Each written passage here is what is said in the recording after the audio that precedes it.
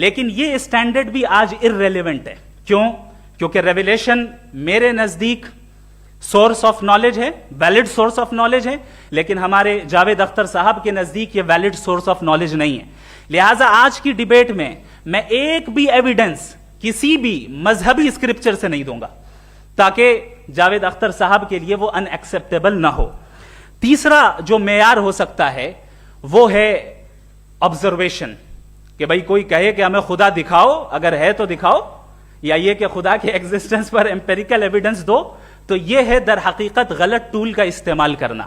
یہ ایسا ہی ہے کہ جاوید صاحب مجھ سے یہ مطالبہ کریں کہ مفتی صاحب آپ میٹل ڈیٹیکٹر کے ذریعے پلاسٹک ڈیٹیکٹ کر کے دکھائیں. اب چونکہ پلاسٹک ڈیٹیکٹ نہیں ہو پا رہی ہے لہٰذا plastic does not exist. No, you are using the wrong tool.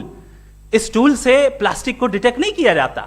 لہٰذا میں سمجھتا ہوں کہ گاڈ کے ایگزسٹنس پر ایمپیریکل ایویڈنس کا مطالبہ کرنا ایک بچکانہ مطالبہ ہے, اور ہمارے ریسپیکٹڈ جناب جاوید اختر صاحب اس اسٹیج سے اب بہت آگے نکل چکے ہیں.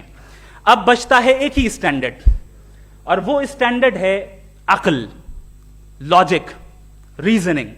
اور یہی وہ اسٹینڈرڈ ہے جس کے تحت گاڈ کی ایگزسٹنس کو ثابت کیا جائے گا یا گاڈ کی ایگزسٹنس کو ڈینائی کیا جائے گا. لیکن چونکہ یہ بہت امپورٹنٹ اور سینسٹیو ٹاپک ہے, اس لیے لاجیکل آرگیومنٹ بھی ایسا ہونا چاہیے جو ڈیفینیٹو ہو, انڈیفینیٹو نہ ہو, جو 2 اور 2 4 کی طرح بالکل واضح ہو, جسے لاجیکلی ریجیکٹ کرنا پاسبل نہیں ہو. فار ایگزامپل ہم کہیں ہمارے ریسپیکٹڈ مسٹر سوربھ صاحب یہ ایک انسان ہے اور تمام انسان کانشیس بینگ ہے, لہٰذا نتیجہ کیا نکلا؟ ہمارے سوربھ صاحب بھی کانشیس بینگ ہے. کیا یہ انڈیفینٹ آرگیومنٹ ہے یا ڈیفینیٹ؟